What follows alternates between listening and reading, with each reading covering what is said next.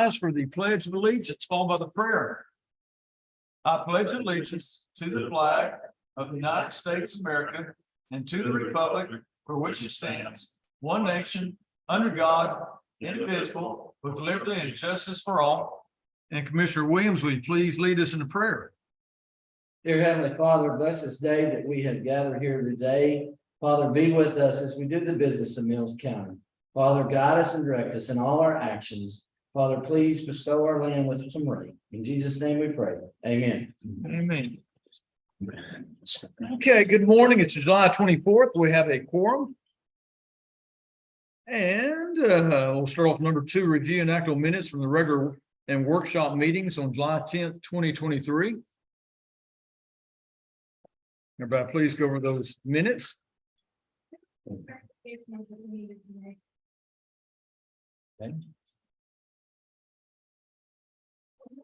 It's number 15. Chief Deputy Barnes presented a copy of the check showing it was paid to the battery backup system. Does y'all voted to approve the payment? Did y'all actually go through the motion of approving the payment that's already been made? I don't think we did we, folks?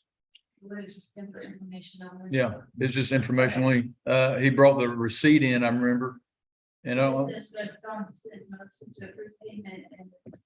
think we voted on it. did we vote on it? We did vote it? Okay, we did vote on it. There's nothing to vote on. That's why I was asking. Yeah.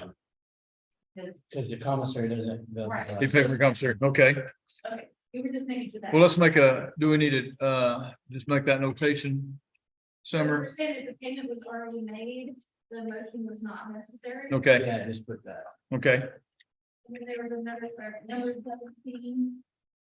And it says the road and bridge line item, it would be 15-400-317. That looks like a phone number. Is that what you're saying? so there's one number missing, you said 15400, It needs to have the dashes, no dashes, okay, but yes. Yes, there's a zero missing. okay, 15. 417. okay, I don't have no zeros anymore. yeah. So 2 items have been changed in the minutes. Anything else?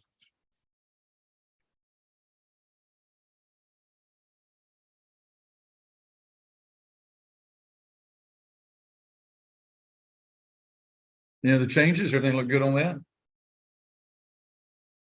With those 2 changes, I'll make a motion. We approve the minutes from the regular and workshop meeting on July 10th. Second. Motion's been made by me. A second's been made by Commissioner Williams. All those in favor of approving the minutes from July 10th, say aye. Aye. Any opposed? Ayes have it. Okay. Audience of individuals. I know we have some people speaking today on some topics that we're discussing. Okay, thank you. So no audience of individuals. Number 4, consider an act on approving accounts payable.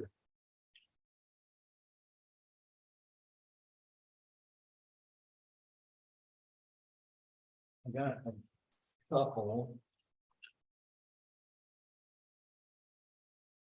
And I don't know, it may be this way, I don't know, but on page 8 and 9. Law enforcement fund.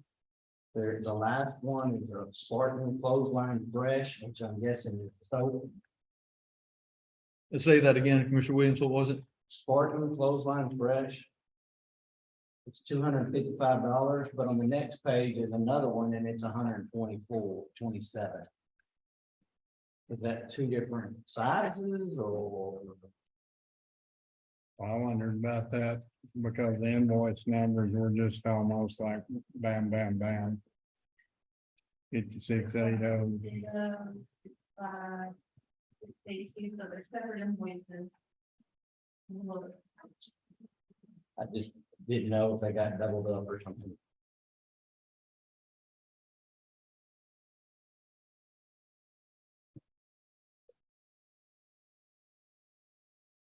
And then while she's looking that up on the road and bridge special page, it's page 7. we replace the oil.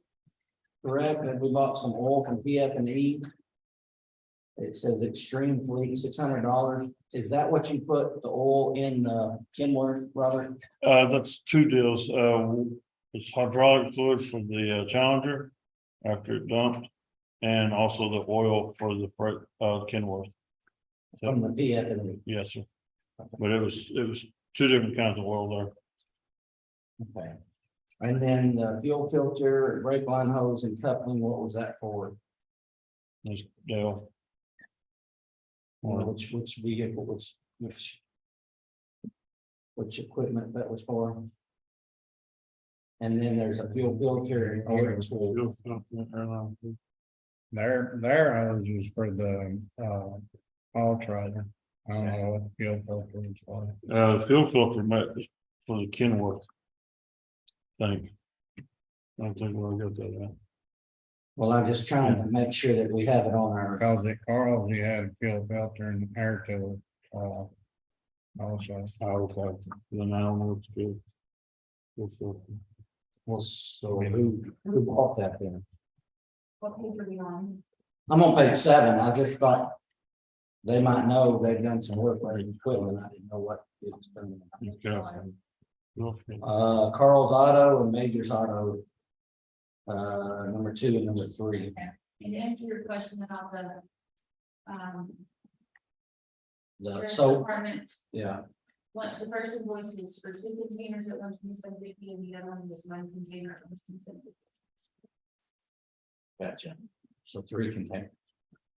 Okay, Correct. just double checking that. Gotcha. And then on page 7. It's the road and bridge. Special. They both signed by Robert. The first one is.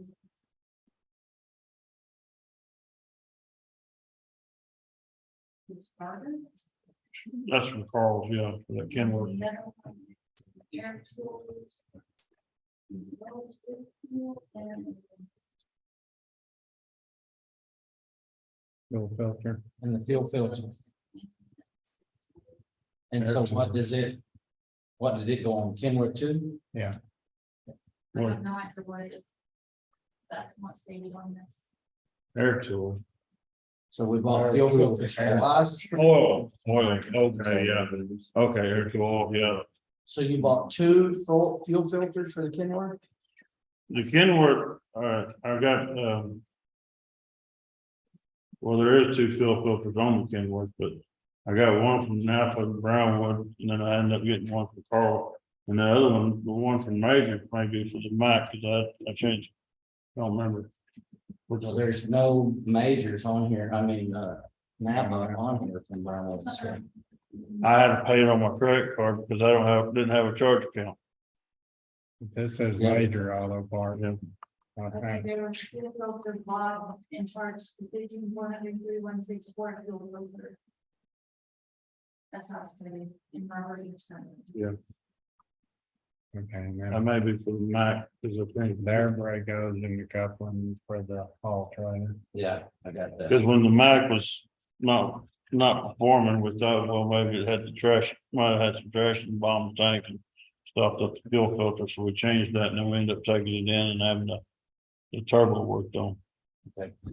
That's what it was. Well, I just need to know because we need to write it in the service book on that I'm creating. So that we know what went out, and what didn't get out. Okay.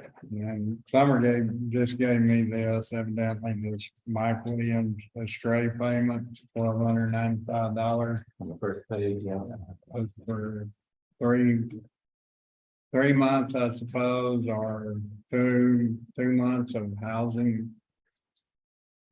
2 cows and a pen pasture, or how did he get the cow?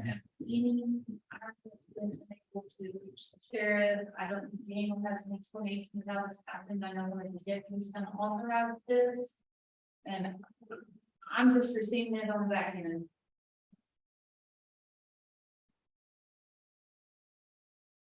what you said. I mean. I $10. don't think our policy, says that we should keep animals for 3 months, but. No, I definitely might not. I think there's a requirement on how long you can keep animals and then sell them, and then I can't remember. There's a statute on that. County Attorney Hill, you remember the Stray statutes by any chance? What? If you authorize applicants to keep that it's $2 for 3 months and you charge $2 per head. You know, like a little lease, and then you charge freight, and I don't know what the freight is for. So it ended up being $1,290. But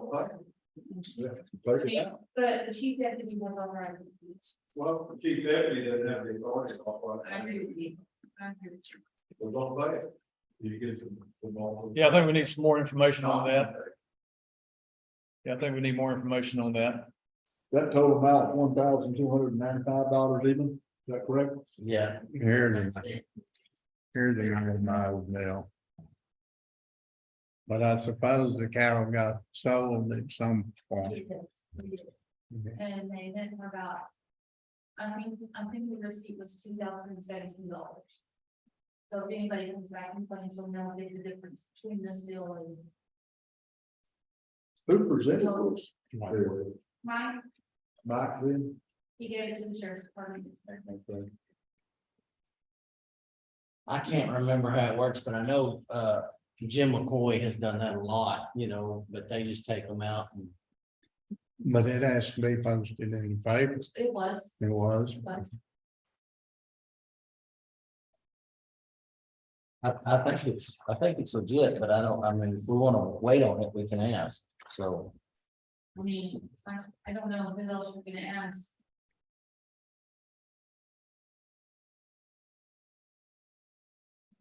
Somebody wants to check some smart. If you don't have documentation. Well, I have an invoice for mine. No one signed it though up in the sheriff's office, is that what? They sent a letter approving the table. Who did? Team. I think that we team letter. Call with any questions. Well, we could just check it out if y'all want. The sheriff is one, that I don't think I'm here. Well, there's no place to ask. Yeah. What do you want to do, folks? I might, Everyone's having a meeting today and nobody's here. We're out of town. I make a motion that we approve the accounts payable except for Mike Williams, the straight payment until further information. Okay, motion's been made by Commissioner Williams to approve the accounts payable except for the stray situation with Mike Williams. And what information would you like for me to find out? Well, I visited you after. Okay. We'll call her. Okay, motion's been made by Commissioner Williams. I hear a second on that. I'll second it. We've got a second by Commissioner Partney. Any other discussion? All those in favor of approving the accounts payable except for the stray situation, say aye. Aye. Any opposed? Ayes have it. Okay, we're gonna move around a little bit. We got a gentleman in here, Mr. John Rutledge from Pritchard and Company. We're gonna discuss wind turbines, which is number 15. But Mr. Rutledge is a very busy man and came all the way from Fort Worth, so we're gonna move that up. And Commissioner Partney, I know you'll look after me in case I miss something too, please. So, Mr. Rutledge, you want to come up to the microphone? So, Mr. Rutledge came at a good time, and Mr. Rutledge, I was going to prep something first off. Folks, we got this in Friday, and I didn't get a chance to get in y'all's packages. So I had stated up here a time or two about a preliminary estimate we had on our taxable values for this year. And it, again, is an estimate from the appraisal district, which was at 1.2 billion. We got word in Friday from the chief interim appraiser that the new taxable value is going to be around 828 million versus last year's certified taxable figures of 986 million. And you may say, well, what's the big drop? Well, the big drop deals with the abatements. Last year's abatement figures for 2022 was 103 million. This year's abatements are 455 million. And Mr. Rutledge, I know you may not have all this information, but I'm glad you came today. We appreciate the work you do. And we may have several questions for you. And commissioners, I also included just one wind turbine property, which is the Gulf Lake. No, which one? Invenergy, is the Invenergy wind turbine deal. And I included that in your packages just to show you the drop in valuations on these wind turbines. You notice there's 72 wind turbines. And in 2015, the valuations was 200 million. And currently the valuation is 50 million. So they're worth 25% value of what they were in 2015. But anyway, again, Mr. Rutledge is the consultant who does all our wind turbines, does our transmission lines, utility lines. So it's a good time you're here again, Mr. Rutledge. So go ahead. You got any comments? Well, I guess me and you had several discussions in the weeks prior, about wind farms. The biggest one that's up this year is due to the Pretty Wind project. Last year, the project came online around the 250 million range, and this year went on the abatement. So that should change the value from preliminary estimates to current, because we actually May, we got the abatement application in from the Pretty Wind project, and the abatement started this year rather than starting last year. And so I know there was some confusion in 2022 about that, about when the project would start, but they elected to start the project in 2023 or starting the abatement. I can address a few things for what, and I talked to the judge about this.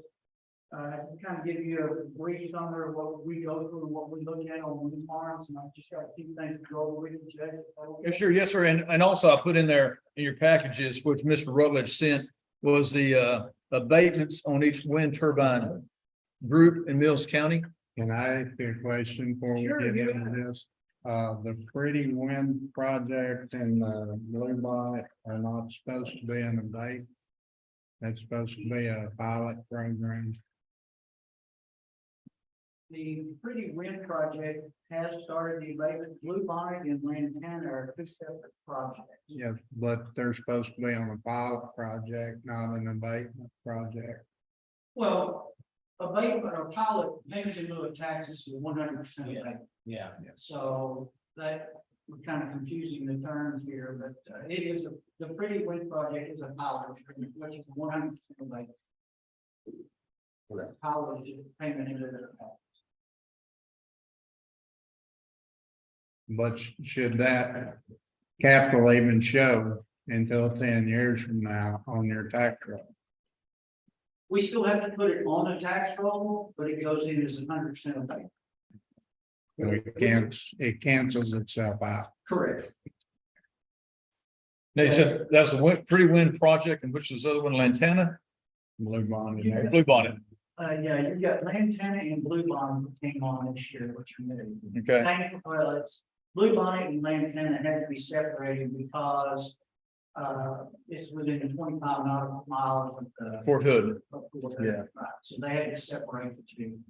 It's one project, but they separated it into two separate names. Now, again, we just state for the commissioners court and everybody what the pilot means, the 100% abatement pilot on the wind turbine project. I think that's where there's some confusion. Payment in lieu of. Yeah, payment in lieu. Payment in lieu of taxes, Taxes. which you have granted 100% abatement. Which it doesn't mean that it's off the roll tax free. There's a payment in lieu of off to the side that you're getting. It's whatever your contractual agreement was, whether it's in October, September, that you receive money off the side, payment in lieu of tax, which is 100% abatement. Yeah, it's just constant level for 10 years, I believe, right? Yeah, Yes, yes. Yeah. okay. The handout stuff. Yeah, this is gonna be a brief discussion of what we go through, and what we're looking at on wind farms. The first handout that they've given you on page 1 there, it just shows you a brief history of how the wind farms have changed. The blue bars that you see are average up height, or as far as the average nameplate capacity starting in 1998 and going through 2016. You can see it earlier, they were about 0.6 megawatts. And on average, right now, they're building about 2.2, 2.3 size megawatt turbines. So the other side of the coin is, you see the different markers on there also, as far as average hub height. We've gone from about 40 meters to upwards of 110 meters. So they've gotten taller and they've gotten bigger. The biggest issue with the turbines, older versus newer, is basically the rotor diameter. Just think of it as a blade, as a fan blade, from tip to tip, the rotor diameter. And so as they've gotten newer, they've basically gotten bigger. So they've gotten taller and a longer wingspan, really what you want to call it. And if you look to the next page, you've gotten bigger, more steel in the construction, wider blades. You would expect the cost to be going up. But if you look in January of 2007, we're looking at about $1,800 to $2,000 per megawatt. And currently in 2017, you're at about $800 a megawatt. They've cut the price in about half. The other part of the issue is with at three, the turbines are bigger, so they don't need as many on site. Like the Energy goes to 1.5 turbines, now they're building 2.4 and 3. And so they don't need as many turbines on the sites that we did in the past. But there again, the cost of these projects are going down. And so we're looking at cost, we're looking at the market on these projects, and we're looking at them every year. We've got to come up with replacement cost new. We're going to also look at the income on the projects, and we're going to talk about that a little bit more in detail. But on the cost side, if a project was built 8 or 9 years ago for, say, $300 million, currently they can probably build a project for $190 to $200 million. So that just goes to show you another marine almost block values are going down, is because replacement cost new is getting less and less and less. If you go to the next page. We'll talk a little bit about the income approach now, and the biggest issue in looking at some of these turbines, anything electric generation, you've got to look at what the wholesale electric prices are. Wholesale electric prices in the state of Texas follow natural gas prices. This is just something to kind of show you. 2004 to 2006, 7, and 8. Electric prices were in the $70 to $50 range, because if you look at the bottom of there, gas prices were $5 to $8 to $6. The biggest issue there is the Barnett and the shale play that's continuing to play out West Texas out and Metroplex too. As the price of natural gas got up to $67, they went looking for as much natural gas as they could find. Well, they found all the natural gas, supply and demand. Look what happened to the curve. You go to 2012 and 13, you're looking at $2 gas, $28 electric prices. You go into 2017, $3 gas, $28 electric rates. So if you had wind turbines built in 2007 and 2008, they were getting about $56 to $70 per megawatt. You go just several years later, 2017, you're getting $30 per megawatt. So big changes, you look at cost changes, and you're looking at electric changes. This affects the bottom line and the revenue.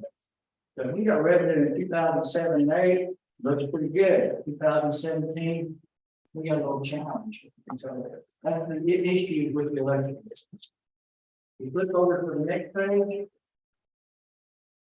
What is driving solar and wind farm is the production tax credits. And solar side is investment tax credit. This is just the building blocks here that you're looking at on a wind project. Project comes in at $300 million. The building project in handle the property that you're looking at here. The gray box is the PTC, the production tax credit. You've got the net operating income. You just kind of cover up everything above the gold line above. That is the actual NOI of the property. Without the PTC, this project wouldn't be built. With the PTCs, currently it's about $25 a megawatt hour. So you take those numbers that I showed you before, you had $25 to it. It's significant revenue stream that you're looking at. Without the PTCs, these things don't cash flow. Period. Solar farm won't work, and the wind farm won't be built. And it's federal stuff on the production tax. But there again, it is 10 years from the date it becomes commercial operation, and it expires 10 years through that date.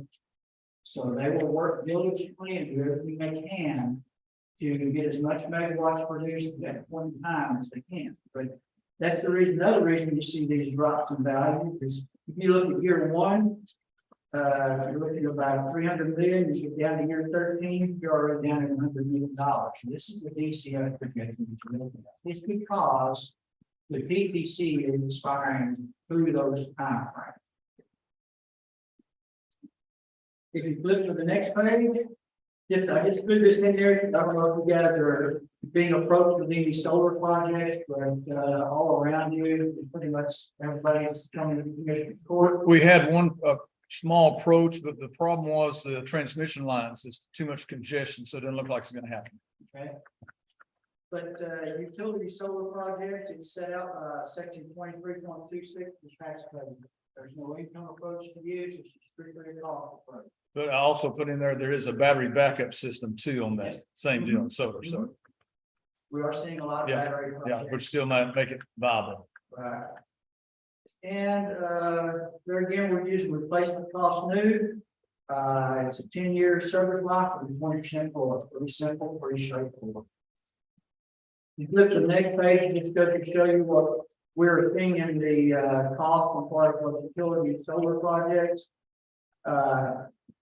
With the cost, they come down to a third of what they originally were because, you know, the longer they manufacture these things, the more efficient they get, the cheaper they are. They're at about $800 to $900 per megawatt installed now. These are the commercial solar projects, 50, 100, 300, 400, 500 megawatt projects. It says that you come on a small little solar panels and not to make that product. We use much bigger product. The next graph, is kind of, we're sitting here in the end of July, first part of August. This is something to really pay attention to. The top blue line is basically the load. When is the maximum load? And we all know that it's in the middle of the afternoon from about 1:30 in the afternoon to 4 or 5. Well, at that highest point, what is available? Purple, you can see is solar. Obviously, solar comes on about 11 o'clock in the afternoon. Peaks out at about 1 and is on a free fall till about 6 or 7 o'clock in the afternoon. So it comes on obviously during the day, it's not much later at night. But if you look at the wind projects, even in the Panhandle, even on the Gulf Coast, you can see that the maximum load at one time, except for the Gulf Coast there, wind projects are typically not available. The hotter it is, the less wind that you have. And this is just a typical profile of green project. And the last little chart I got to show you is just what the profile change in ERCOT, which is basically Texas. This is something to kind of keep your eyes on. You look at 2011 and 12, you had about 40% coal and natural gas. You go into 2021, 2022, 23, what is split? We've had about 5,000 or 6,000 megawatts of coal disbanded. It has been taken out of service. And what has been replaced with? You look over at the top right, it's basically wind and solar is taking up some of that. But that's what you're seeing in the parts and state of Texas. Just a little brief summary for you there. So you have a little bit of idea of what we're looking at for it on, we're looking at breaking the department, we're looking at replacement cost new.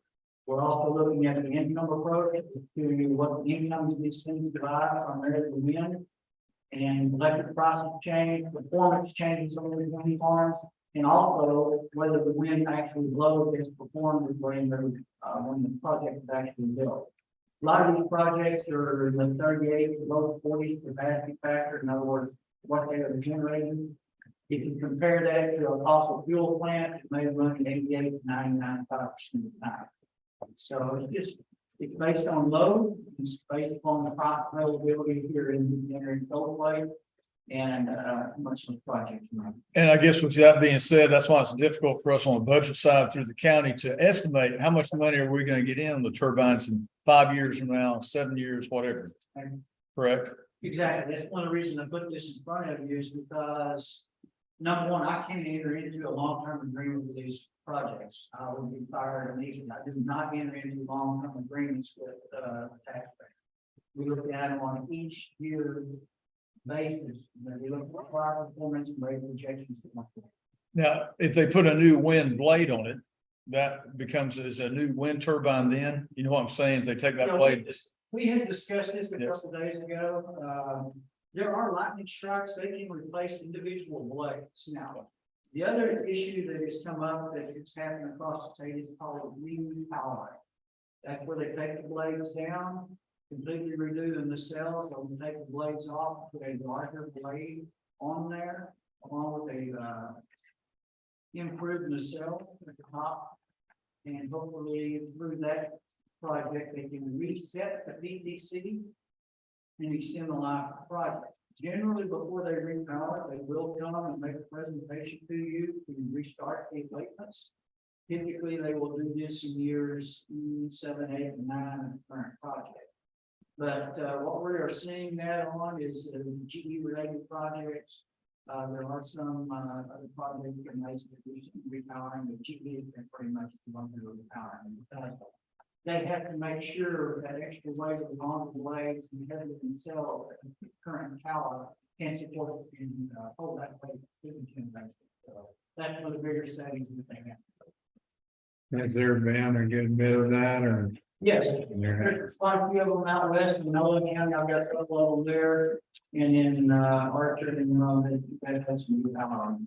Does that up their value adequately or? Absolutely. You can see. It won't get to flat or replacement cost new number, but it gets up to 60-75% replacement cost new. And it resets the PTC to that when you new value.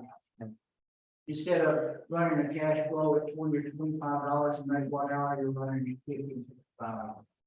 So it can make significant impact. But from year 10, where they lose everything, they're pretty well on their own. Yes, sir.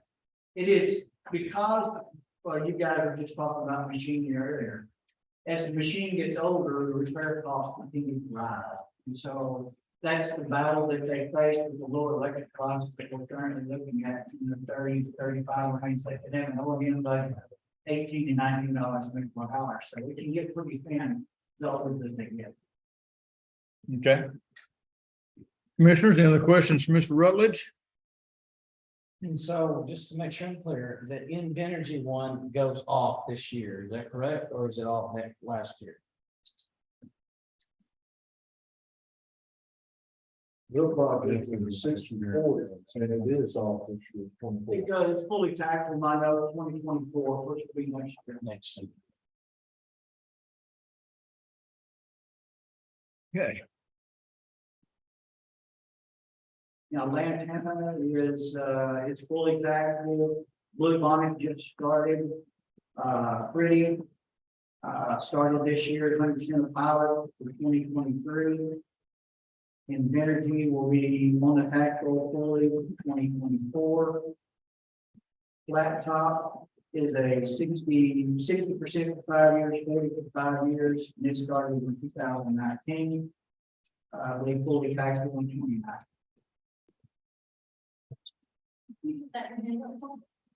It's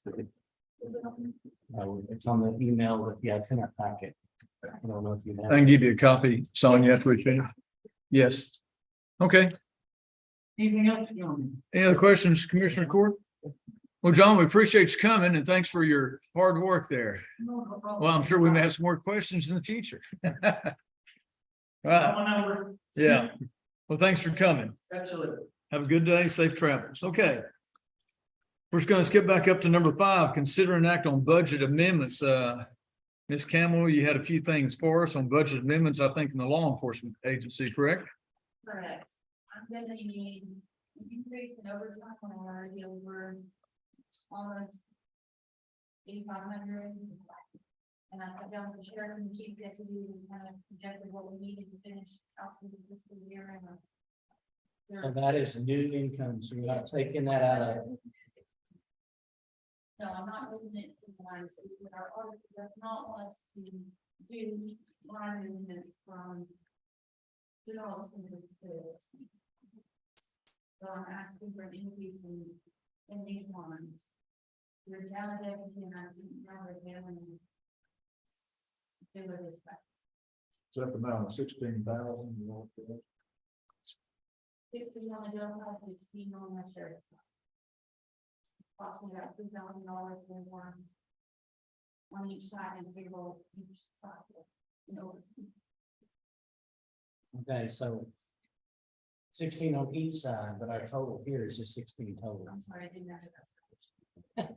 Okay, You know, 32. 32, okay. I think that's what Mike was asking. Oh, I'm sorry. Still Yeah, nothing. yeah, my calculation.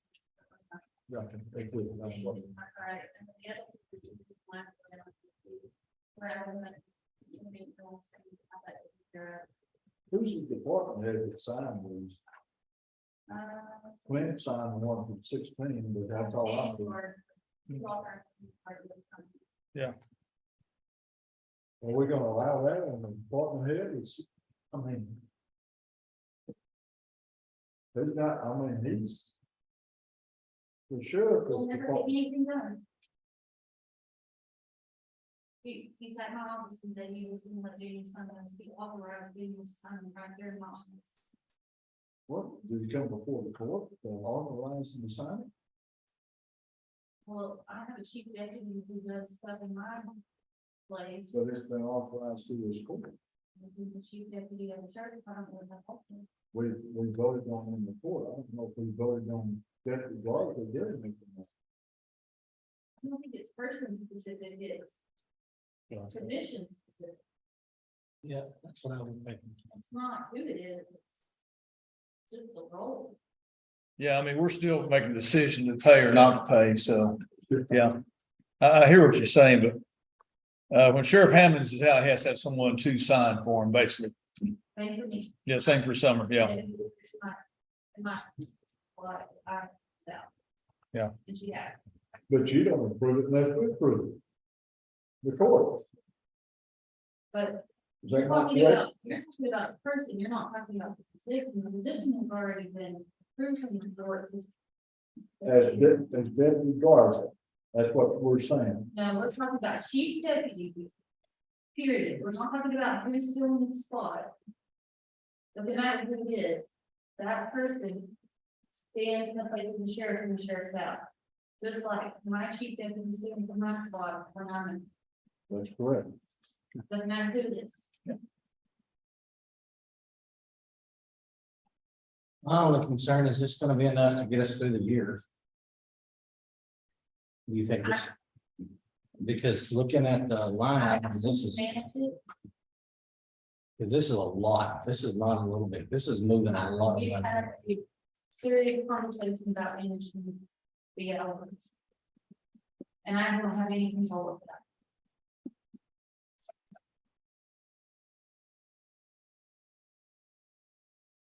And the line item, I mean, that any of us can do that, but Yes, the 32,000 is. Just asking for more money correct. over the budget. What happens if no?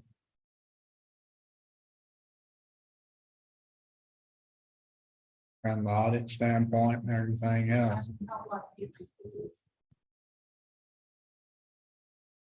I mean, we had to do it for Summer the other day. And then doing it until I thought for when you had, we have spent. Yeah. But overtime is what's created this basically. Because they're, On the front page, that's on the front page. Yeah. Yeah, that's on the front page. The other ones, the repairs, the uniforms, the training and all that, the meals and all that's been miscalculated. Mismanaged. but there's money in there But for there- yeah, that. That's that's what just the- line item transfer. Yes, Yes, but there's not in the overtime. And the overtime is probably, what was their reason that they gave? Just loss of employees and stuff and switching. consistently, over this year.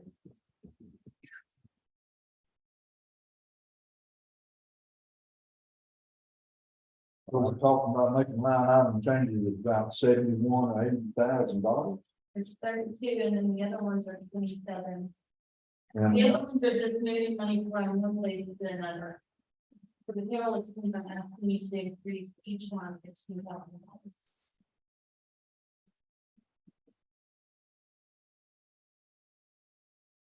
I mean, I don't have any control over how people manage their I understand. employees. I'm just the person that can.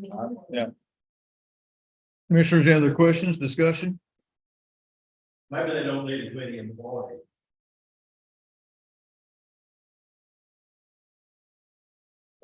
Well, I'll make a motion, we approve the line item transfers for the sheriff's department. To get through, I know they're looking at managing things there. So you're doing the second two pages. The other one's on a line item. Well, excuse me, what I say, budget on the budget amendments. Do we need to do each one separately? Budget amendment. Well, I'll just make a motion to approve the budget amendments.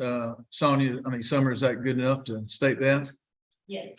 I'll make a motion that we approve the budget amendments in the sheriff's department. Got a second from Commissioner Wright. Any other discussion? All those in favor say aye. Aye. Any opposed? Ayes have it. Ayes have it. All right. Got that taken care of. Moving on, consider an act on monetary donation to Hill Country Transit. Mr. Come on up here, young man. Mr. Tony Austin is here today from Hill Country Transit. Tony, thanks for coming. Tony's out of the Belton office, and I'll prep this up a little bit. Mr. Tony Austin is Director of Rural Operations for Hill Country Transit. As y'all know, the hot buses and stuff.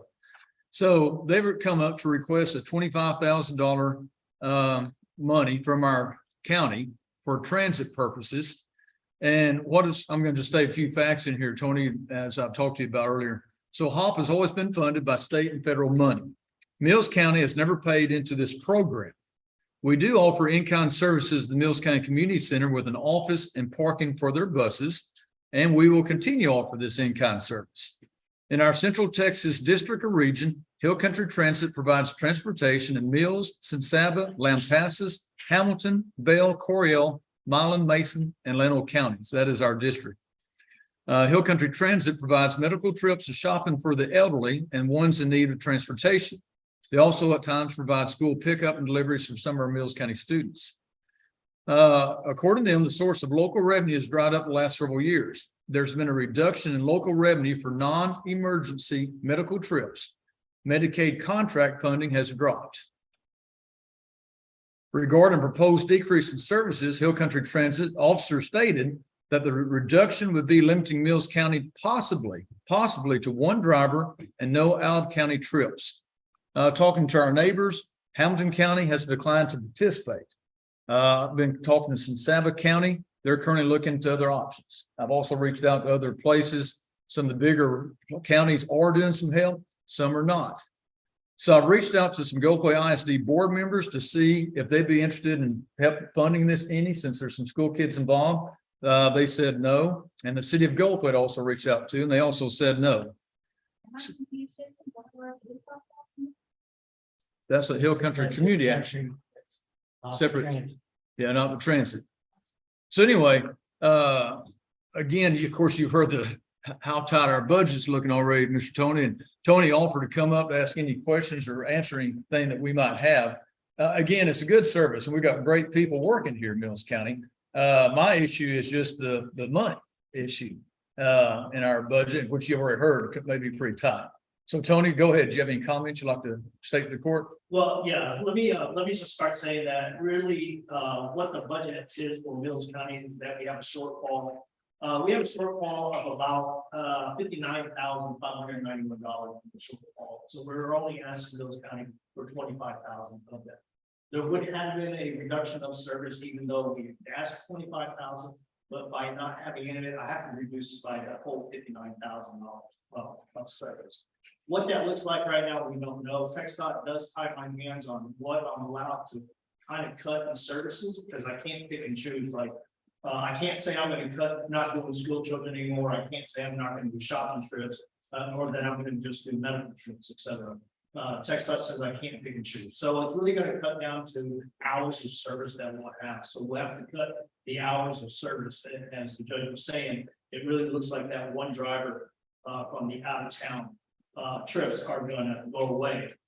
So that's the effects of that. But what happens from that though, is in this 59,000 also, there's a $18,075 on non-emergency medical transportation trips that Mills County drivers do. That will also probably go away, because we don't do too many non-emergency medical transportation trips into that county. Inside go away. So that money also will go away. So it's really gonna be a shortfall of about $77,666. That's gonna happen if no contributions come into this. So do we have any figures on what our transit actually does? I mean, do we know? I mean, is it children? What's our majority of our services? And do we have those figures? I do. So last year, the majority of your trips are basically the shopping trips, taking people over to Schwartz and to just the Dollar Tree and Dollar General. And we did 500 total trips. We did 4,178 trips. Of that, it's 517 trips were for shopping. Nutrition is also a big one, which is we did 762, and that's bringing people into your multi-center for nutrition lunches, etc. So the Medicaid trips, we did 168.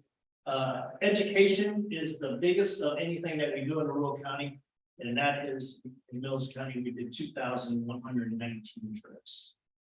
School trips, yeah. Is it just Gulf Lake or Pretty also, Pretty Wallace? Everything. It's all three we did in schools. Gulfway County, or Mills County, What are they doing? Are they taking kids to school? taking kids to school and bring them home. Now, the reason why we do that is we can't compete with the ISDs, but ISDs have regulations on where they can pick up a child and drop a child off.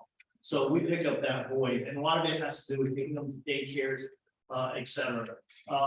The school district said you can pick up from mommy and daddy's house, take them to school and bring it back to mommy and daddy's house. Well, things have changed where now parents are now dropping them off with a babysitter or to the grandparents' house. And the school district says, no, they can only be picked up from mommy and daddy's house. So therefore we contract with the clients to say, okay, we'll pick your child up.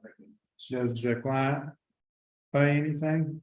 The client, they used to until last year. We decided what we're gonna try to do was go fare free, see if we'd increase the services. And we noticed a big spike at the very beginning of that, but then it's tapered off. We've only actually increased our ridership about 20%. So it's not significant enough for us to be able to draw more federal and state funds down from those trips. And that's what our goal was. The more trips we do, the better performance we have, the more money we can draw from the state and federal government. Sonia, did you have a question for him? How many was the education we did? 2,119. Okay. And again, it's the funding, state and federal funding, or should we just say the Medicaid funding is dropped or? The Medicaid funding has Medicaid- dropped. That's the Medicaid biggest funding. factor. So originally, for years that we were contracted under HHSC to do non-emergency medical transportation.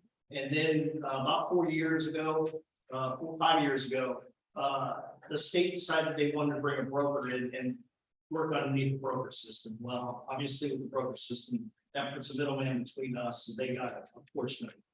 Then the state also has recently gone from one broker system to 5 broker systems. So now we have to do with 5 different broker systems at different rates and everything. Of course, then again, it's costing us money and we're not getting the revenue we normally get. Also, the other part is Mills County is little ways out from anywhere else, so the problem is when Hill Country Transit District cannot do the trip, this trip is still gonna be done.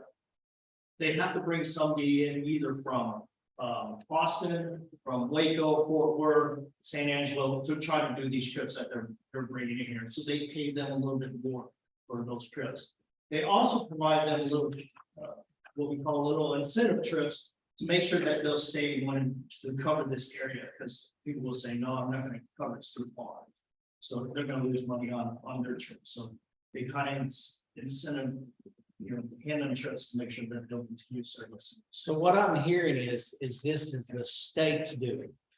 This is, And it's fine, and it's affected your agency, which now is affecting the local counties. to pay for it. Correct. So an unfunded mandate, around the. I would, To the I tune would, of $25,000.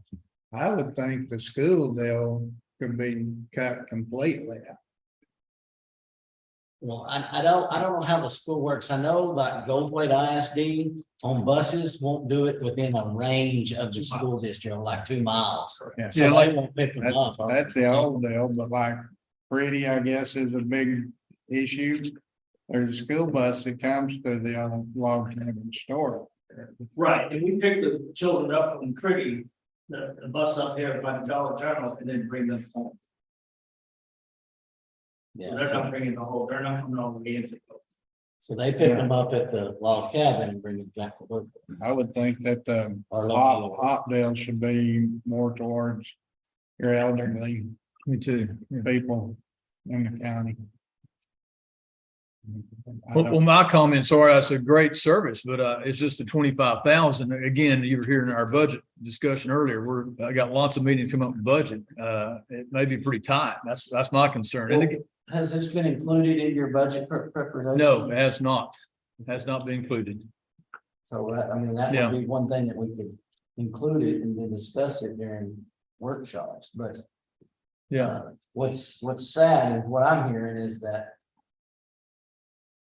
The state is forcing our hand on this if we want to keep the same services. services. The other thing, I don't understand why they don't pay. I mean, I can understand giving them, $2 or $3, but why did y'all take that out? I So typically what is shown is, when some of the smaller rural areas decide to go fare free, that allows the clients to want to take more trips with us. And so y'all get more trips, y'all get more revenue, Correct, more money from the state. But there's a. but it affects us now. It does affect you guys, correct. But what that normally does, if we increase at a high percentage rate, then therefore the state funds will come in a little bit more to us and should override some of the issues that we're having this year. Now, I will tell you, probably in the future, we are probably gonna look at the fair rate again to see what we need to do to help offset some of the deficits that we have.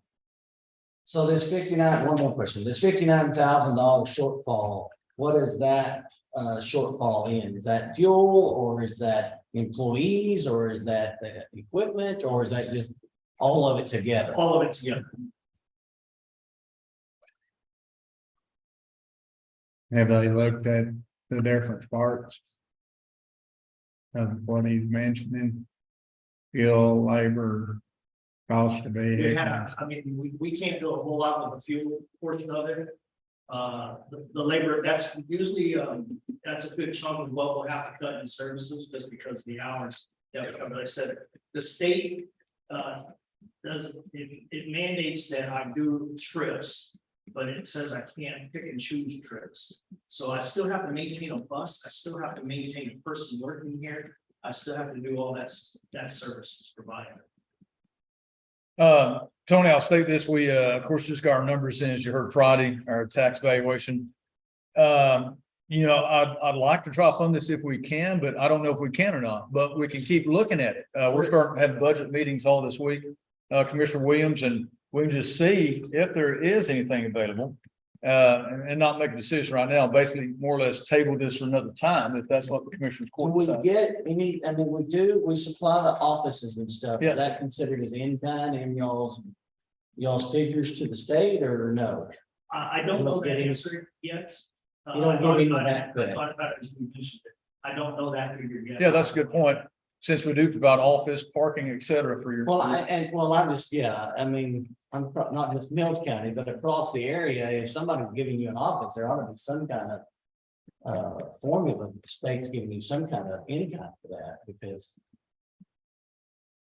I like to fund everything we can, but we have to put a limit on some of this stuff. Yeah. I mean, we just can't do it. Well, I'm worried too. We do 25,000. Talk about state mandate, Yeah. Jason, there's so much. Oh, these I small understand. counties can I'm do. just trying to figure out- More funding. I'm just trying to figure out how this all of a sudden happened this year. Well, it didn't actually all of a sudden happen this year. What was originally supposed to happen about 3 years ago when we started discussing this at our level, then COVID hit. And then what happened was what we did was defer everything because we got CARES funds and then we got ARPA funds. We chose to use the CARES funds and the ARPA funds to pay for the service. Yes. My concern too, if we do the 25,000, then maybe more next year, maybe more than next year. You know, that's my concern. As I may have mentioned to you earlier, Tony. Commissioners, if you are in agreement, we can table this and to go through our budget numbers, which we've got meetings, as you know, all this next few weeks. Yeah, I think so. And see, again, I think we're gonna be tight, and that's what concerns me on 25,000, which is a lot of money, so. But And so what if we gave a portion of that? What if we saw a portion of that? Wouldn't, It would still do a reduction in service, but that's, it's still gonna happen? Yeah. Okay. And again, as I've reached out to other people, there's been some city municipalities that have donated into these funds, some schools, but I've been told no on both those two groups. So. All right, any other questions for Mr. Tony? The levy is procedurally. I mean, if you're talking about a payment during this budget cycle, you're gonna have to figure out, I mean, you don't have anything budgeted. Yeah, it won't happen in this budget. We're talking for the next budget. So where's the money gonna come from, if you decide to do that? And if you're talking about making payment next budget cycle, then it looks to me like it needs to be properly part of the budget process. So, No, that's what. is that I think that's what we say. correct? Thinking? Yes, we're gonna have to table it and figure out. So I don't see anything, I don't see it appropriate to actually authorize the payment. Now. It either needs to be. Not done now because we don't know if it's not budgeted, or if we're gonna do it the next budget cycle, we need to be part of the process. Just like everything. I make a motion that we table the monetary donation to Hill Country Transit for this time to be discussed in the budget. Okay, motion's been made by Commissioner Williams to table this item. Any other comments or discussion?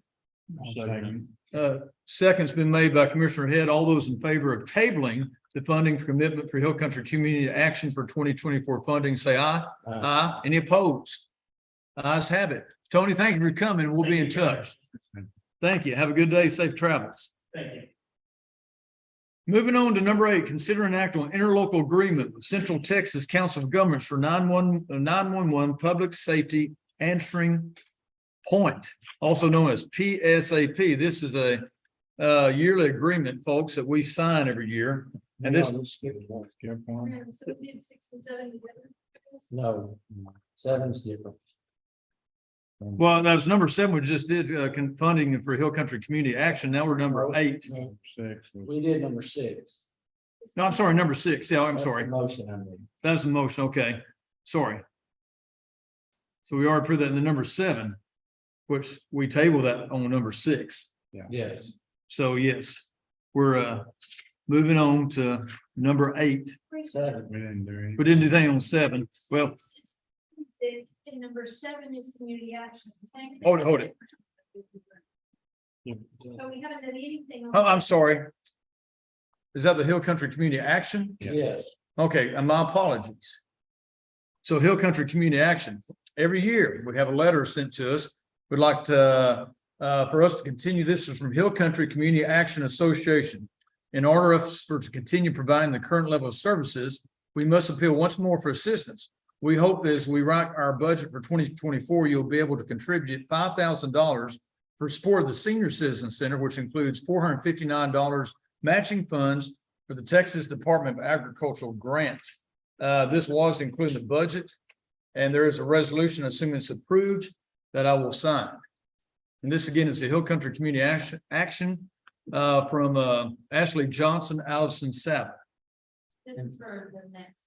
This is for the Yes. next budget cycle. Yes, yes, So until we approve it in the budget, it's not. yes. Okay, okay. So this is what you were asking about. Yeah. Yes. Yeah. So this needs to be tabled too. All right. Make the motion, we table Okay. Second. The motion's been made by Commissioner Parton to table the Hill Country Community Action.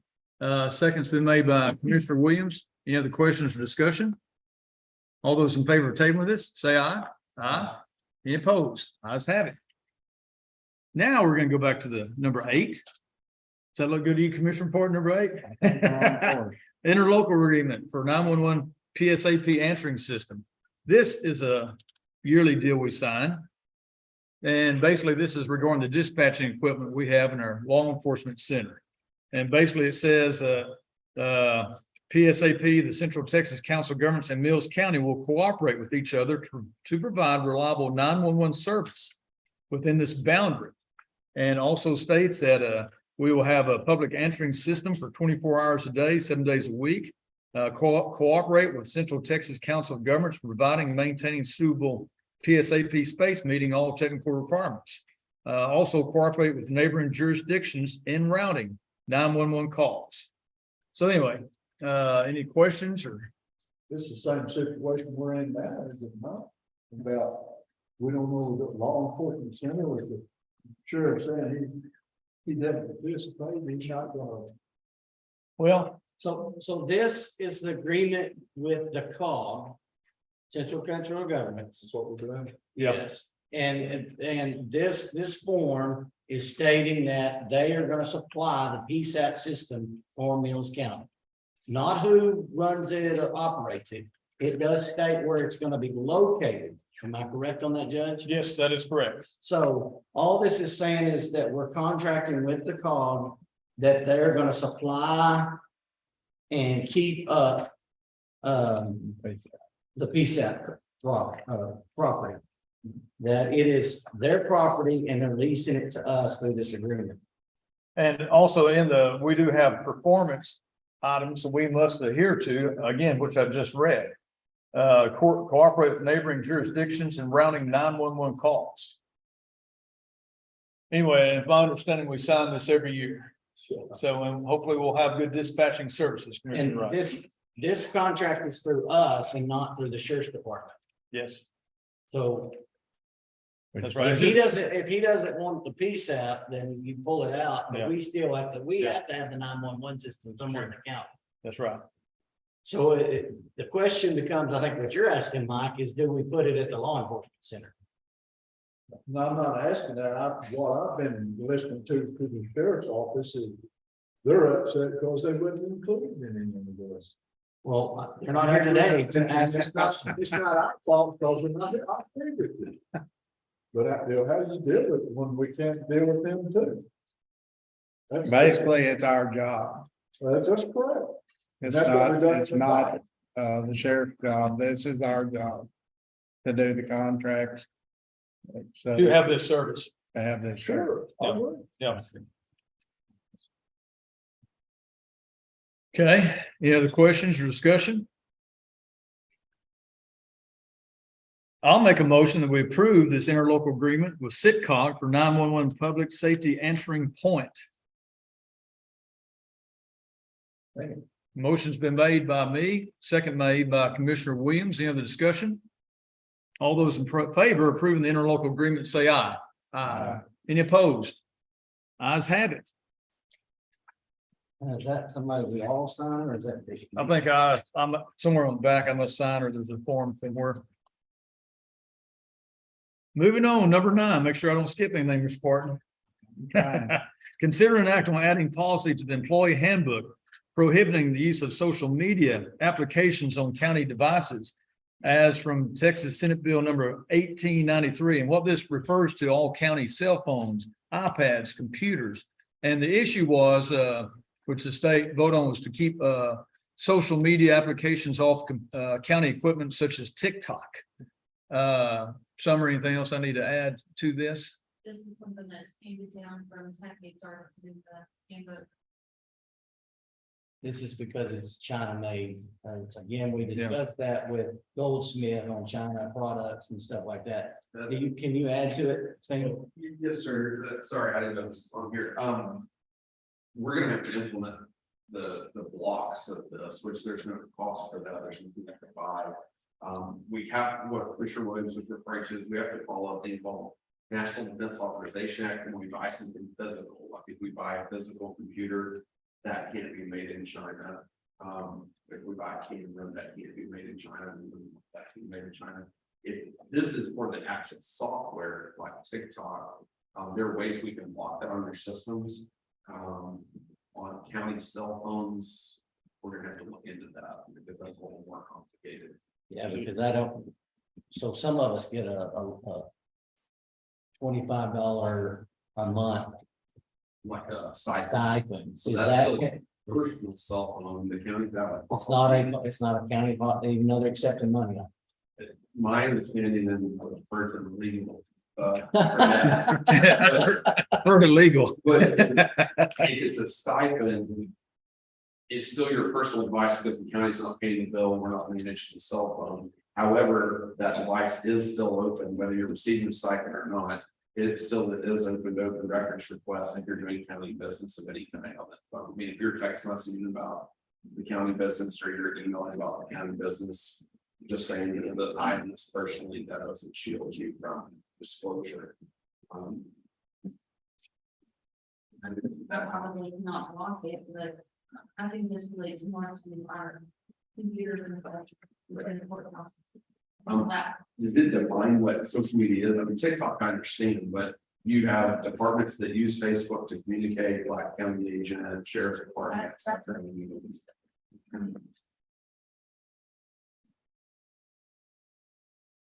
So this is just stating that the county would prohibit the installation or use of social media server TikTok, as specifically names them, or any successor application, meaning if they were to sell out to someone, or if they were to change their name. Or any service developed or provided by ByteDance, that's the corporation that owns TikTok, which is Chinese control. Or it says that it would block any social media application or service specified by a proclamation, like an official proclamation of the governor of the state of Texas. On any device that's owned by or leased by Mills County.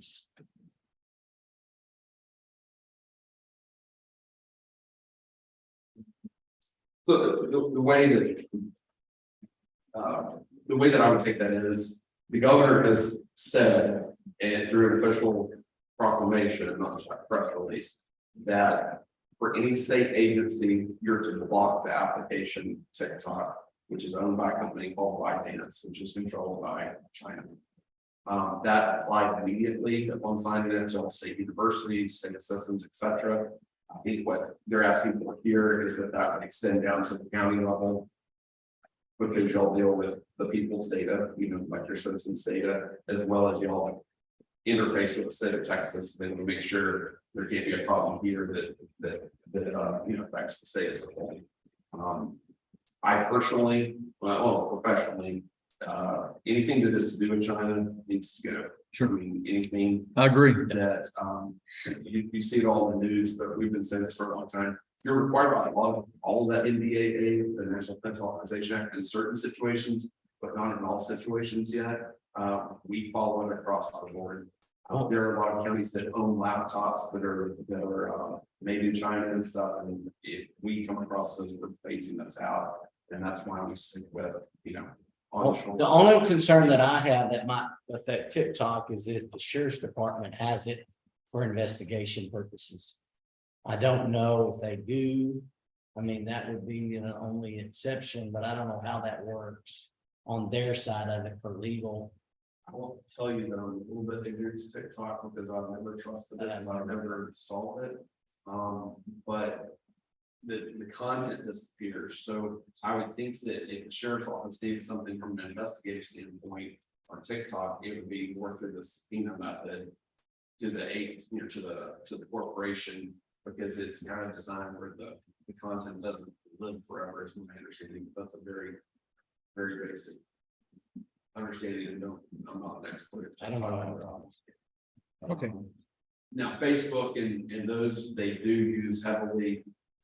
This does not address that, and we would not recommend currently to block Facebook or any application like that. So you can block this on all county computers. We can block this, yes, through the firewall policies, meaning that what protects you from the outside internet. We can block this. Now, when it comes down to cell phones, I may have to come back and tell you, we have to buy a piece of software, we have to buy something if it's a county owned cell phone, like your law enforcement officer, that county owned device that hotspots, but I don't know if they have physical something. I don't think anybody's, cell phone on. Sheriff's Department may, I don't know if the Sheriff's Department does. This don't really say blocking, it says implement in the employee handbook. Right. No, it's not even really saying that a company has to block it, it says it needs to be in the handbook. I think you're absolutely right. I think the next logical step would be. It says prohibit the user installation of. So that means we're gonna have to take some kind of action on the IT side. If you adopt this policy to make the policy actually have teams that make it actually work. Okay. I mean, you can tell your employees don't do it, but there's no way to enforce the accountability unless we block it on the IT side. Okay, any other questions, comments, discussion? I would ask that in any kind of motion that you give us a directive to actually carry it out. If that makes sense for us to actually implement the Sure. law. And we can notify your users ahead of doing that. I don't think it causing any problems in it that one. Well, what I know about TikTok, it's 90% of it's not on a computer, it's on a cell phone. Right. So, Okay. One person that is looking at it on their county computer, but we also have policy that states that you shouldn't be on your. social media. On social media or personal. Yeah. I will add that this will block it from anyone that walks in here and joins your Wi-Fi, which we have to offer a guest Wi-Fi, block outside attorneys, etc. It'll automatically keep them from going to it while they're here, but it has nothing to do with your job over here, so I don't see it being an issue. Okay, I make a motion that we implement the policy to the employee handbook permitting the use of the social media applications on county devices as statute Texas Senate Bill number 1893. And also at that same time, allow Goldsmith to make this information on the review. okay, motion's been made by Commissioner Williams regarding the employee handbook prohibiting the use of some social media applications, county devices. Second's been made by Commissioner Head. Any other discussion? All those in favor of approving this motion, say aye. Aye. Any opposed? Ayes have it. So once you make that in the handbook, you'll send just that one sheet out to us for all employees to notice that. Okay. Moving on, folks, number 10, discussion of 23-24 budget status. As I stated earlier, these numbers came in Friday. Again, the certified tax roll last year was 986 million approximately. This year's certified tax roll value is around 828 million. And again, the abatements were the big issue, which last year was 158 million roughly in abatements. This year is 455 million. So I've been having meetings with numerous people. Summer and I have a meeting at 1 o'clock today, and we'll be working on the budget for quite a bit. Any questions or comments? These are the official numbers? Yes, sir. These are the official numbers. I've got the official number, and we can get these to y'all out today. Commissioner Williams, we got all the numbers. They got about 3-page package right here. We'll send that out to all the commissioners, okay? Make sure you copy of them. And we'll get a copy to you too, Sonia, okay? And again, we'll just start going through the process. So we're ready to get to work, aren't we, Summer? Yeah, Summer's been very, very busy on this deal. So thank you for all your help. Any other comments on the discussion of the budget? Not hearing anything, we'll move on to, let's see, move down. Commissioner Williams, I'd like to go ahead and bring the Ridge Schoolhouse up one and then do all the IT stuff and the cameras with Goldsmith is all connected. Would that be all right with you, Commissioner Williams? So Commissioner Porter, you watch me again. We're going to move number 12 now. Consider an act on selling the Ridge Schoolhouse and property. I'm moving that up. So, the Ridge Schoolhouse is having some issues on it. It's just falling apart. And, I went to the historical commission or our Mills County Historical, commission and talked to them on what they thought about doing. And so, or what they want to do. They're not going to, invest any money at this time into redoing that. And so my recommendation is to that committee is that we just get rid of that Ridge Schoolhouse if we're not gonna do anything with it. Because it's just sitting there and it's just going down every year. I went out. excuse me. Anyway, so the house is sitting on about 3/4 of an acre, maybe an acre. And of land, and so everything has been taken out of that except for the chairs in there, and there's a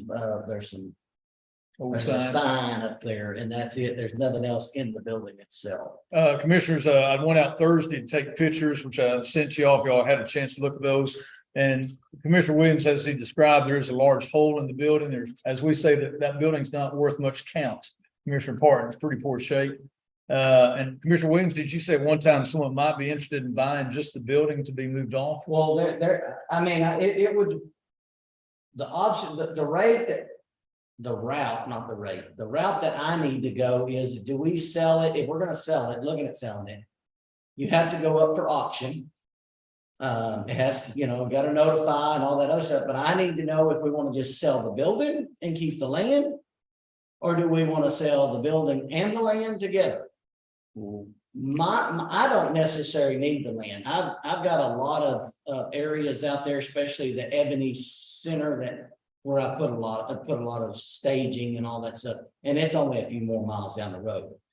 But basically, before we can go forward and before I can get with Gerald and the Historical Commission, we have to decide, this committee, this board has to decide whether we want to get rid of it all, partial of it, and then that's also going to probably have to be a survey, don't you think, to resurvey that. So unless you just do the building itself, I don't think it has to be surveyed. You just sell the building and because it's a pier and beam. If it holds together. And again, the building's not worth much. My experience going through this process in county government with the old E&S building though was would we have to go through that process, County Attorney Hale, want to sell, or just, would you list it? Well, I mean, I think Jason don't know where it well. You got options.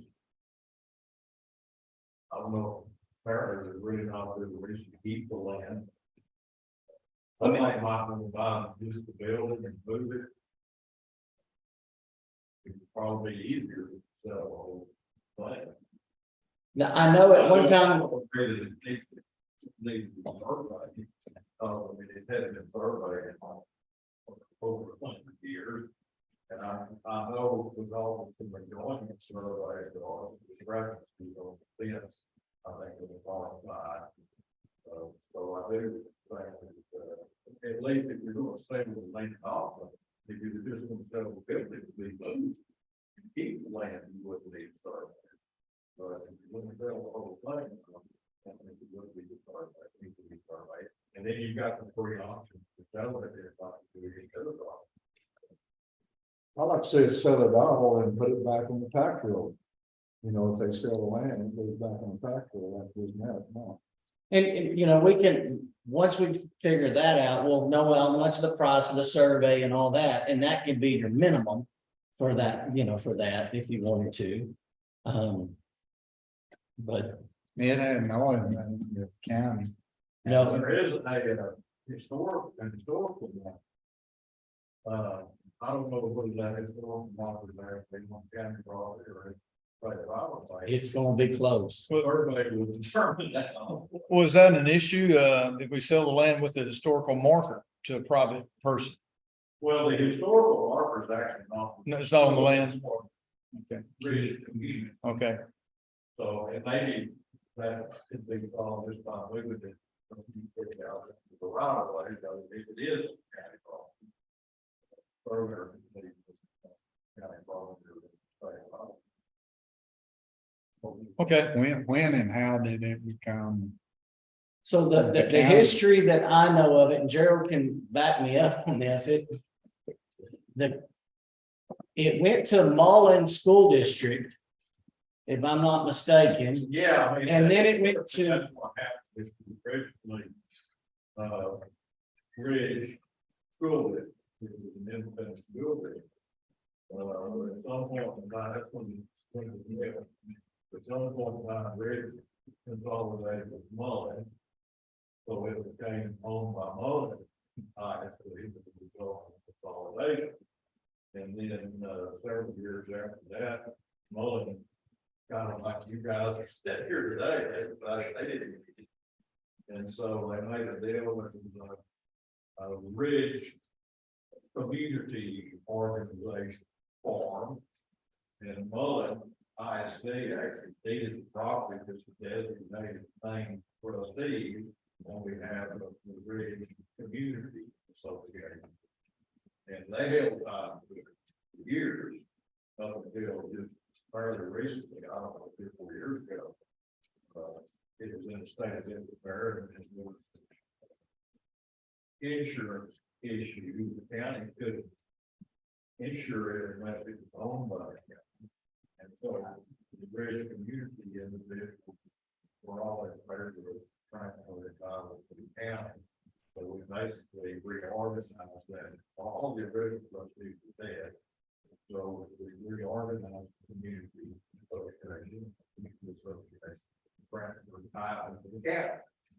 So the county now owns without any spring tax, school district. And I guess it's just county a problem. And people quit voting out there how many years ago? I mean, Long time ago. long time ago, yeah. Yeah, long before I became commissioner, so we're talking 20 years ago. Yeah. Because they moved to the Ebony Ebony. Community Center. One is, the big thing is, it has to do with, it's not handicap accessible, and, there's restrooms out there. Yeah, my understanding is the building are really not used for anything. Yeah. Which is why it's qualified. And again, Gerald, if we do sell it, what's the proper procedure on selling this? If we sell it as a county land and the building? Well, I mean, that's up to the county, I can look at you guys, I mean, y'all, you can decide if there's no reason to keep. Well, 1 acre or more or less, then you can just sell the building with the food. Otherwise, So if we can make a decision what route I need to go, then I can present all of that to the next board. Okay. On, this is what we're gonna do, Okay. and this is how we're gonna do it, and then maybe. The survey type people or businesses are a lot faster now than they were about a year ago. So Okay. I think we could get it surveyed pretty quick and then get it in if that's the route we wanna go. And again, you don't think there'll be a need for that land for the county, right? You said you got. I say that, I can't say that. So another commissioner might say yes, but I say just get rid of the whole thing. like, so anytime you got a record farm. Not even a well. There is a 500-gallon overhead gas tank behind us, so I don't know if it works. It may not, may that not was a also on it. water storage Oh, to make it work. Yeah, it wasn't petrol. It was- Okay, So, all right. so Commissioners, I just kind of know That's it. what's everybody saying. I say sell the whole thing and be done with. okay, On the agenda, it has sell the Ridge Schoolhouse and property, so I'll agree with the sell it all. okay. All right, well, do I hear a motion from someone? I'll make a motion, we sell the Ridge Schoolhouse and the property and get it out of our control. Okay, motion's been made by Commissioner Head to sell the Ridge Schoolhouse and property. Question. Yes, question, discussion. By what means? Cause then we gotta go through Well, that. Well, I'll bring that. That's what he's gonna bring back to Just the survey and stuff, and Well, then we'll declare that. Okay, We want to have a chance. Need a second? well, any more discussion? Okay, we got a motion by Commissioner Head, sell the Ridge Schoolhouse and property. Second by Commissioner Wright. Any other questions, comments, discussion? Okay, all those in favor of selling the Ridge Schoolhouse and property, say aye. Aye. Any opposed? Ayes have it. And Commissioner Williams, you'll bring back some more information. Bring it on the next school. Next, Commissioner Court. Okay, Commissioner Parton, I'm going to number 11 now. This can be consider national security and camera RFPs. Mr. Goldsmith, you better come up here. We got y'all for the next 3 items. So number 11 now, consider national security and camera RFPs. Mr. David, Sir. go ahead, sir. Back in springtime, we put out RFPs for security and camera systems, not only for the LBC, but also for the courthouse here. And we provided three opportunities for proposed vendors, tour each facility, ask questions, learn what they need to learn, so they can submit a proposal. So we had 4 vendors submit proposals: AFP, Gateway Group, the Sustainable Security Solutions, also known as S3, and Zacap. Now, those 4 vendors, I know you guys can read them, but get the highlights. Of those 4 vendors, 3 are in Texas, 1 is in Tennessee. They all provided previous projects with references, so we can go look and see the work that they've done. Getting down to the numbers provided range from $422,000 from ASAP to a total of $760,058 with Graceway Group. And the reason that one extends more extensively is that there is an $18,710 per year cost to license the camera. Also, kind of note something that I thought was interesting. 3 of the 4 vendors said that we need to have those servers and that information stored on site. One of the vendors has the information not on server, but on the SD cards on each camera. And if you want additional storage, it's in the cloud, which is an additional cost. Another interesting thing I saw is the number of cameras ranged from 90 to 146.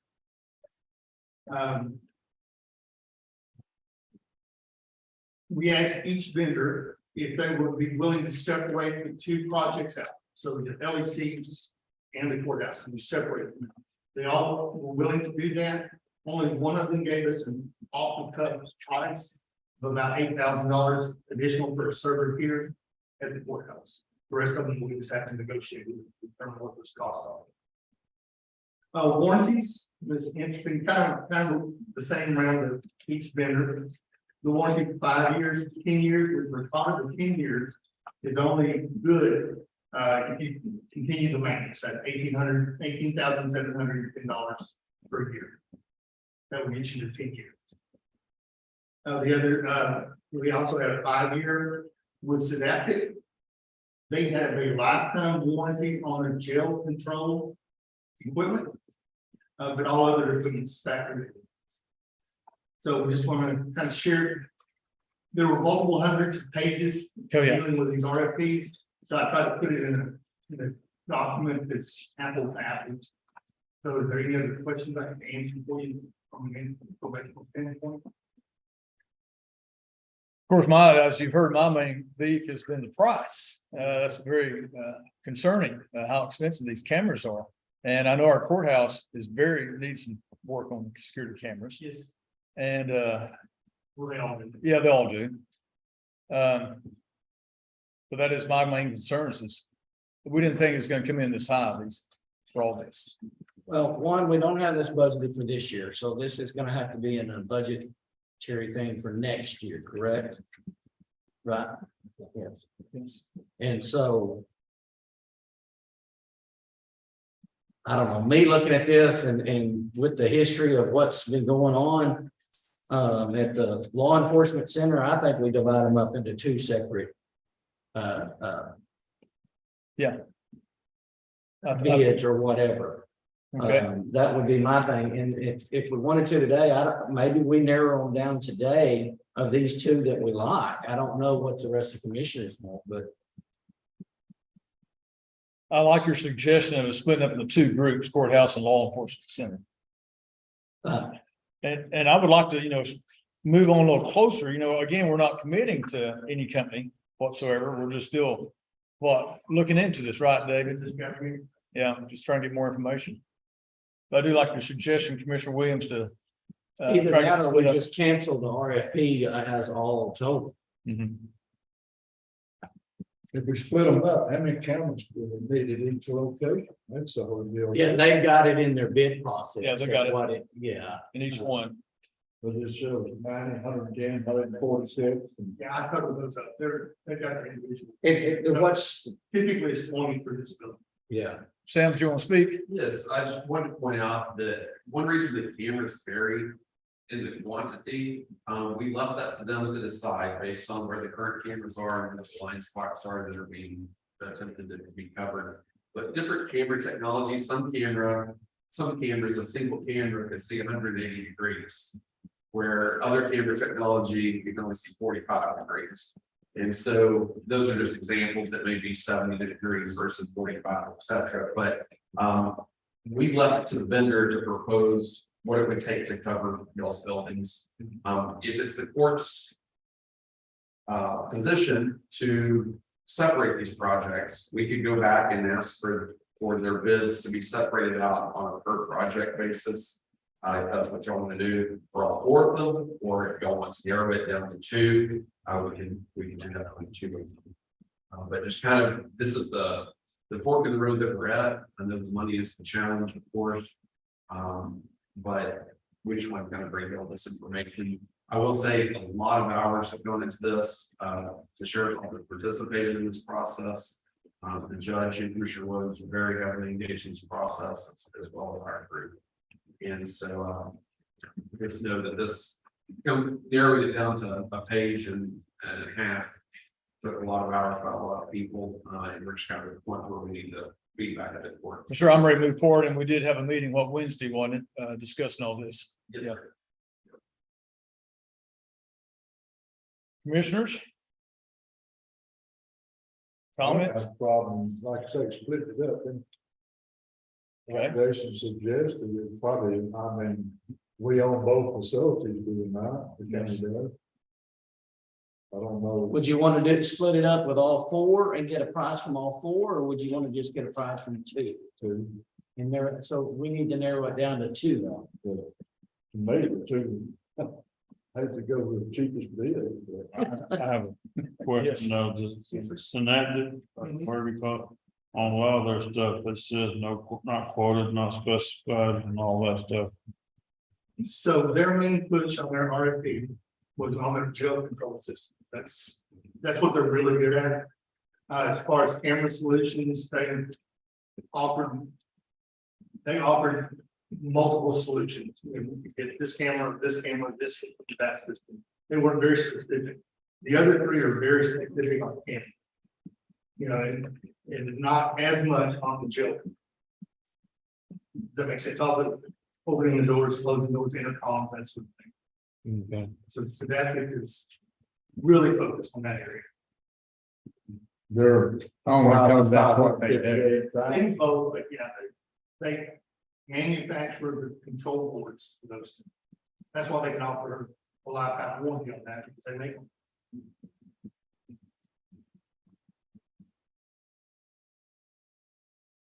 I'm gonna tell y'all too, in all these meetings, they were very knowledgeable. Every one of them very professional Yes. and their presentations. It was really nice to meet each one of them, so. If we go to 2, do y'all have a recommendation on the 2 to choose? I mean, we're just gonna go by price or what, be my question. That's, Dealing with the people y'all dealt with, that makes a difference too, is it? Because it's not like Jason saying. Who you like dealing with. Yeah. Y'all dealt with them, they did. Sure. I mean, I just, that's not hard. Having all that stuff, not special, not quoted, not specific, I mean, their price can change pretty easy, couldn't it, or this price for a lot. Some of it could, when you're talking about the analytics, where they said not quoted. Yeah. That could change what they propose. We ask for analytics. Let me just talk to you about what analytics is in layman's terms. It basically says you find, a video of myself, or you find a video of my car. You can say, go find all the video that you've ever seen this person or this car, and it'll pull that up. Instead of you have to watch hours and hours and hours of footage, it'll go find that based on my height, based on me wearing the black shirt, It's some facial recognition. yeah, and some facial information. We're not, coming into this, I wasn't prepared to narrow it down to 2 or 3, which is 1 for you today to answer your question, Commissioner. We have to work with all 4 of these. And so we need your feedback. I will say that we have worked with the lowest bid and I have no concerns there, but I don't really have any concerns with any of them. But I say it to say, I know people are often hesitant to take the lowest bid because, how did they get their price that low? It's kind of in the back of your mind. If you want to move forward with 2, that's up to the commissioner's court as to which 2, that I don't have concerns from any of the 3 of these.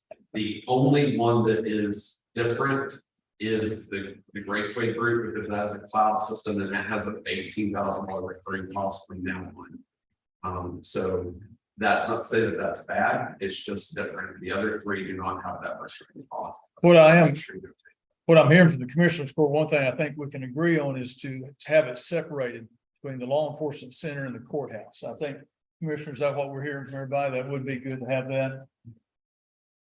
And so if we have that separated, David, Sam, does that have to go back to the RFP system again to separate that, or can we just ask them to do that on this same RFP? I think we can ask them to do this Yeah. same RFP, because we're just basically saying we may divide this project into 2 teams, 2 different projects. Yeah. Now, if the second project, you decide not to move, like, if you move forward with one but not the other, and then you decide 3 years down the road, you want to move forward with that, that's more of a legal opinion, whether you have to go back out for bids or whether you continue that forward. But we see you can divide large projects and smaller projects. Without having to go back to the Without report. working out. Some of these are on tips and buy more and some of those things, that's another method.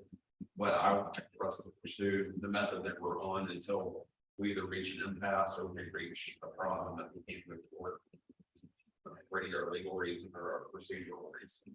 Well, right now, with the information we got, which y'all doing a good job, it's hard for me to say this company, that company, or whatever. But I think it'd be good if we can split this off between courthouse and law enforcement center, bring back the commissioner's court soon. What if we take all 4 and split them, because we've already put this many hours in? Yeah. My Yeah. point would be. Some of them may be very heavily weighted on cost for the law enforcement side, because that's more complex. Sure. And less cost on the courthouse side, and just to try to draw out those comparisons and then let the I'm court good with see. that. Yeah. On a project basis, and that way we're not picking, Agree. taking 4 to 2, kind of on the fly. We've gone this far. Yeah. Let's get a separate proposal. Okay. A segment proposal. for all I think we need to be conscious of, we have to have the first proposed budget by Friday.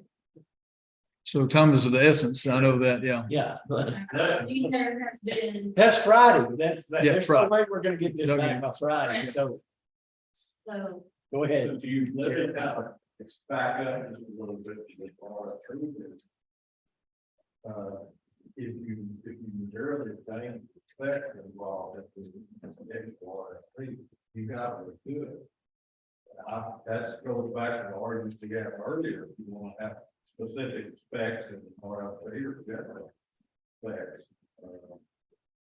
You need to go back and look at their offering on the RFP and see how specific it was.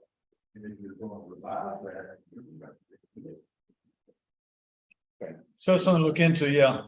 See if it's possible to separate between the 2. May I ask the question, George? Like, so. If we just reduce the scope, we're not gonna change any of the technical specs or what we asked them to do, but if we just change it from a quantity of 100 down to quantity of 25. Is that like cameras specifically? Does that necessarily change it or? I don't know. I don't know. My opinion, your opinion, and for who opinion, somebody else might have. My opinion, that won't hold up in the court. Somebody that didn't make the bid, did additional bid, because they looked at the specs and said, well, I don't do that, but they might be interested in doing this courthouse. Then they're gonna come back and say, wait a minute, you did, this is not what you offered, okay? You didn't offer me, and I would have bid on this if it's been offered. That's the whole rationale. I see what you're saying. Yeah. So what if we ask with this being acceptable, we ask all four to split it out. We can also ask if they're on any kind of purchasing cooperative, because if they are, you can cancel this and move forward with that and still be covered from a bid perspective, but that may be kind of rearranging the, That's a they check. plan the shell game also, so it's an extremely expensive project, it's an extremely complex project, and I agree. As far as, Getting this is the path we went down, which made a lot of sense, but we may have to deviate from that. As far as the budget goes, do we budget for the worst case scenario? Which I know that's gonna be I know that's gonna be a challenge for your budget. Do we budget for a average of them? I'm just trying to figure out how you can put a placeholder in your budget, because scandals. My favorite, that would be worst case. scenario. Worst case, Best of us. I go with that, Jeremy, I will do, but. Go What with we gonna what? ask them? well, about the budget, I mean, we budget money in technology every year, and that's what this would be. This would be a different line. I will create its own line for this. This is more like a capital expenditure on time. We're just gonna have to see how the funds play and see if it's even possible. Yeah. And I'm guessing if you would can legally split it up, it may be weeks and weeks and weeks before they get back to us, correct? I mean, I don't know. It depends on how bad they want your business. I mean, we can tell them. Yeah. Listen, you've got 10 days to respond. Okay, I mean, I think that's reasonable, because they already know what their numbers are, and in theory, they've got this in a spreadsheet, they can break it out. okay, They probably already got it split up anyway. Right, and I will point out that a lot of these, I don't remember all of them said this, but a lot of these, their price was good for 90 days, and we're coming up on that 90 days, like. Pretty quick. Mid to late August. Yeah. And okay, I'm not saying that to pressure you to make decisions. I know that the budget process is what's gonna drive this, but they may give us a revised cost or cost escalation, et cetera, after the 90 days. okay, commissioners, what do you want to do? Any comments? Well, for budget purposes, I think we need to put the highest rate in there. Or Yes. pretty close to it. You can round it up or round it down or whatever you wanna do. So that we can have that done by Friday. Yes, The total? Yeah. That means putting the total of 674,000. No, it's 700 something. Yeah, that's right. Okay. The courthouse. We really raise the way the bills for 700. But they don't have that divided up, so we don't know that. So what you're saying is just put a total of half that maybe. So it would cover just the courthouse. Yeah. yeah, Yeah, so looking at this, commissioners, the high end would be the 617,188. That 760 number included years 2, 3, 4, 5, 6, 7, 8, 9, 10, and we're not trying to get there from a budget standpoint. Oh. Right, Yeah. Oh, okay. yeah, so your high number is $617,188. Yes. That's your worst case. And so Bill, I would say I would probably be close to the worst case scenario and imagine we're going. It's just proposed, it's not saying that's what we're going to do, but as we work through this budget cycle, we get more information. We can spike it down, but I would never want to be in a position where I say, oh, it's this much, but now it's going to be more, this much. okay, This is worst case scenario, oh, we really did this. Just to get our proposed budget by statute out by the 28th. okay, Then when our budgets, workshops and all that's coming up, we can whittle it down to 100,000 if we wanted to, just to do the courthouse. okay, I think to do that on one side, you're gonna have to pull from other places. Cause there's not gonna be the money irregardless. I can't tell you because the budget, literally is not even in the beginning stages, it'll happen this afternoon.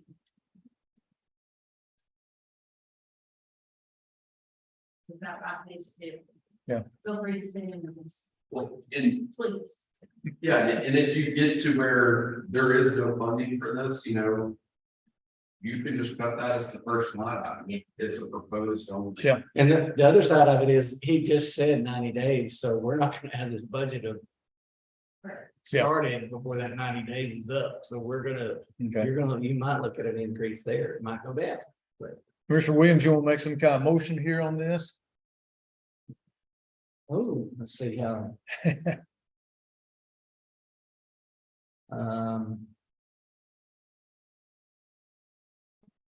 I make a motion that we go back to the RFP providers and ask them to divide.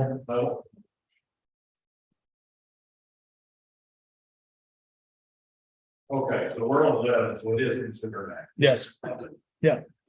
Thank you for keeping me straight. Yeah. I mean, huh? Yes, yeah. Asking Goldsmith or David in particular to ask if we can get a more current number on the, between the sheriff's office or the law enforcement center versus the courthouse. Okay, And use the top figure in our budget scenario coming this week. okay, They put that number in there, and how much? $617,188 okay, with a table or with a ceiling there. okay. Then after that, we get that response back, then we can look at what we're gonna do with the RFP. Okay. I'll try to feel like that. The motion, Well, she got it. yeah, okay. Sonia, you got all that pretty well. So the motion's been made by Commissioner Williams on the cameras. Do I hear a second? A second's been made by Commissioner Head. Any other discussion? All those in favor of the changes on the security camera RFPs, say aye. Aye. Any opposed? Ayes have it. You're opposed. You're opposed. Got it? No, I did not get that. So girls and. Yes. So yes, when opposed, rest are for. Okay. Moving on, number 13, Goldsmith Solutions provide an IT update. Go ahead, Mr. Goldsmith. Yes, sir. I'll make this as quick as I can. This is informational only, really. Should I put here? So we previously, periodically, basically just going to give you an update. We've done one of these, but it was less formal than this, so we want to give you the report, kind of. The current issues, you can see there on page 1 of just updates on different issues that we've worked with the county. And this is for a reporting period of November 1st through June 30th. And if you flip to page 2, you'll see why I used it through June 30th. I was trying to give you kind of a glimpse into over 12 months, and it's not the exact 12 months of your fiscal year because we haven't finished the fiscal year yet. But kind of over a 12-month period, what do you use as far as IT services? And so Roman numeral 2 there at the top shows you the number of tickets that we've worked with on behalf of Mills County. And it breaks down by critical nature, high nature, medium, and low. So you can see for this reporting period, there have been a total of 275 tickets worked for the county. And for the year, for a 12-month reporting period, 387 total. Okay. Sorry, I have notes written down in mine.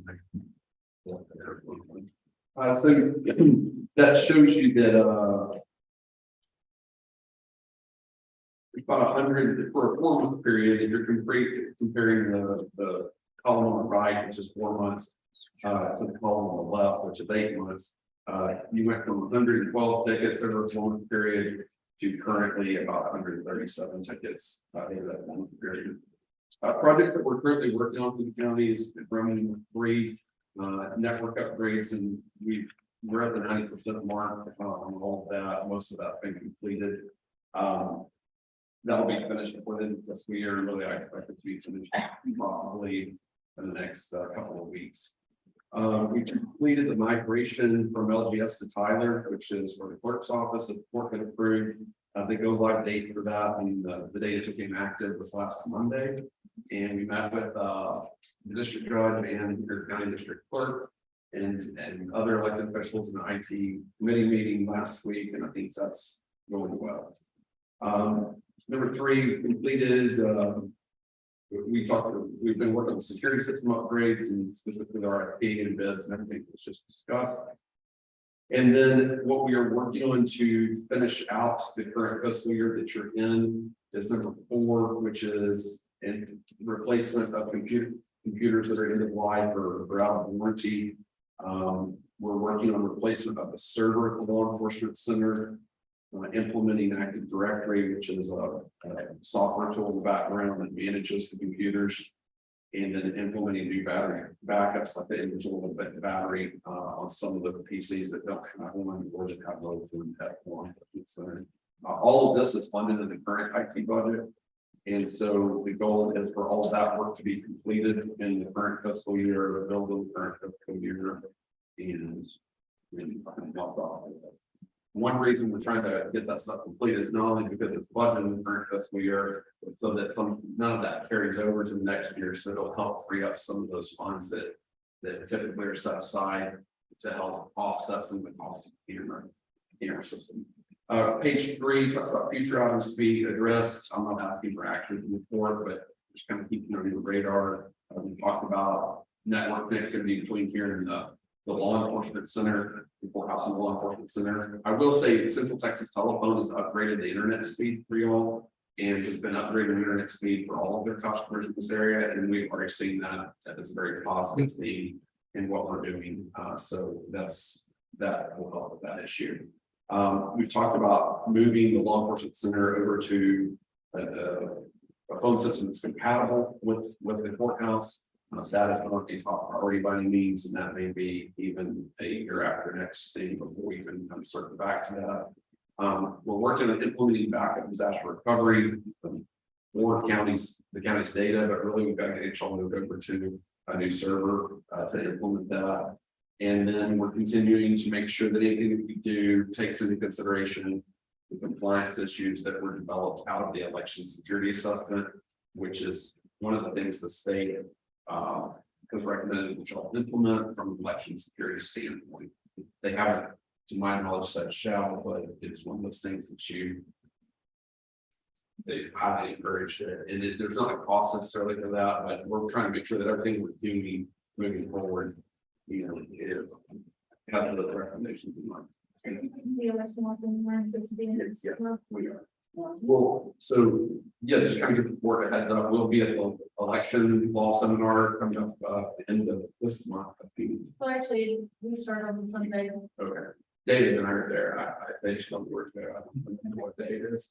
And then we'll also be at the TAC legislative conference, which is coming up at the end of August. If any y'all are attending that, I'd like to see you. Be happy to answer any questions that you might have, or those that are about things that the legislature drinks in the law.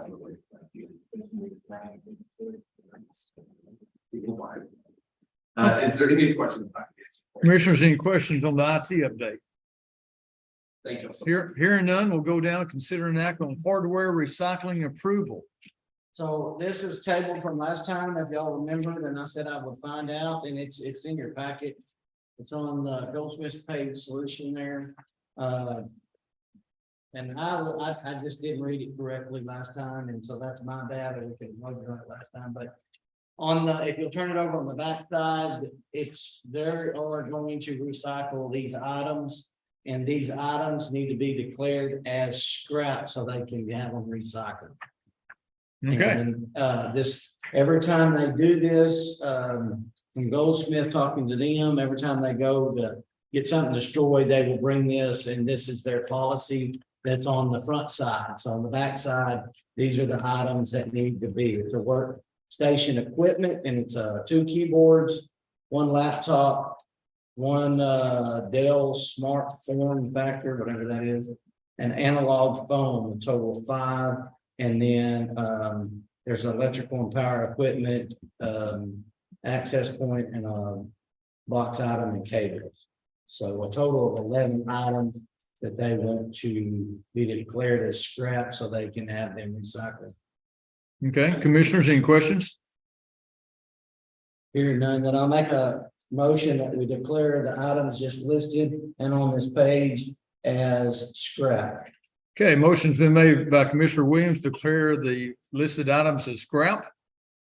So The second's been made by Commissioner Wright. Any other discussion? All those in favor of declaring that scrap, say aye. Aye. Any opposed? Ayes have it. All right. Number 16, consider an act on new EMS building. Guy, do you want to give a quick update on status? And we know it'll be quick, Guy, yeah. So just quickly, the electrical and the AC are completed. The floors and baseboard, they're starting on today. I don't know how long it'll take them to do it. Should we be done this week, I'm sure. The parking blocks will be put in Wednesday or Thursday. I talked to CTTC, fiber will be put in within the next 2 weeks. And the appliances possibly by the end of this week, probably next week. We're not gonna make our open August 1st because of variables, obviously, still probably pulling such, we're looking at end of August, middle of September. I don't know if the court would be interested in trying to open the building at August 1st. Turn it over to us and then let them put the doors in when they receive them. That's just an option for y'all. Generally, in my experience, it's best to take a building after it's completed. That way there's no issues, there's no. People tend to do a better job when they're waiting for the final checkers. That's just my experience. Okay, That's where I'm at. anything else, Guy? Commissioners, any questions for Mr. Burns? None? Guy, thank you again, as always. Number 17, Commissioners' request and reports. Commissioner Wright, lead us away. we've been cutting brush on County Road 500, 505, 510. We completed installation of 310 horns. The last one's on 427. We've been moving all of our equipment off of the old service truck, the new service truck. We've got our dump truck all ready to go to sale. We've been digging material in the pit out at on 310. And that's all I have. No, thank you, Commissioner Head. Well, we serviced several trucks, several pieces of equipment, plus the KW belly dump. We put a couple 10 horns in, we started doing some work on County Road 224. And just trying to keep everything together. Yeah, this heat's been brutal. I know it's tough on the roads. Right, anything else? Commissioner McPartland. We did get our project and we're finishing it. Got all the dirt hauled, thanks to precinct 4's guys for helping all. Ended up driving about 3,000 miles. Total in trucks in a week's time, which is huge. Hauling 70 loads of dirt, 1,400 yards. Couldn't have done it without those guys. I'm kind of like the guy, it was real and fun, but it wasn't real fun. Anything else, all right? That's what we got, and I do have, I have to work on it, I guess. I've got some people want to put a 10 horn in on the subdivision. They do not have, by our subdivision ordinances, they do not have enough footage to put a 10 horn in, so that's something I'll have to look at pretty quickly. That's all I got. Okay, Commissioner Williams. Kind of follow up on what Dale had to say. A lot of it is that, I've got a new landowner that his property's been divided into two and he got a 25-foot easement. And his easement is in the worst place you could put on a county road to put a 10 horn, and there's no way he can get into his property without a 10 horn. It's just ridiculous of what they broke up between the death of the family, and so was not considering that at all. So, yeah, we might need to talk about that, but anyway. Also assisted, my guys assisted precinct 3 all week. Did have some issues on some of the equipment, but nothing major. You know, a couple tires with the heat and stuff like that was the main thing. The other thing is just for future for you guys, if y'all want to do something, turnaround spots was hard. That was the nightmare. It's so that's what ate up a lot of the mileage because we had to go so much further to turn around. But We actually had turnaround spots, but was not able to get the landowners to let us use them. so. Uh, Anyway, also, we're doing road work or back slope work on County Road 402. And gonna do working over there for the rest of the week also, so. The only other thing I wanted to add is we got it in this week's paper on the items that the road and bridge declared as surplus. So that'll be in this week's paper. All we agreed that would all go out to Live Oak auction. That auction is coming up in August. And so we're getting that run to the newspaper. Mr. Cowboy Love said that after August 1st, then we can bring stuff out to his place of business, but to the auction, but it looks like he's already back from vacation, so Mike could bring it out this week if we've talked to him. And I think maybe that's Mike and I, but anyway, so other than that, I think that's it. Okay, number 18, county judge's report. Numerous people have inquired, asking me about the Encore Sharyland litigation. So I reached out to Jim Evans, who's an attorney. And this is a dispute regarding the transmission lines that go through Mills County. Our county won at the trial level, then lost at the Court of Appeals. Now it's at the Texas Supreme Court where they will be hearing briefings and oral arguments. The question was, when might we hear something? No one knows, but maybe at the end of the year. So that's a report on that. We'll start working on we may start having county commissioners courts every Monday or so. We'll see, working on this budget process. Again, we have a meeting at 1 p.m. on the budget today. Also, I've been approached to do some kind of town hall deal regarding the air EMS transports helicopter service. And I've reached out to David Swartz. So sometime in August, like from 9 to 12, I'm going to get these helicopter companies in here, the 2 or 3 that service Mills County, and they will tell you what packages they have for some of our citizens. As you know, we can't recommend anybody, but that's why we're going to get them in. And to explain the insurance package. Also, as you know, we got new blinds in the courthouse, Commissioner Parton, and it's a little cooler, I think, when we walked up. It's dark.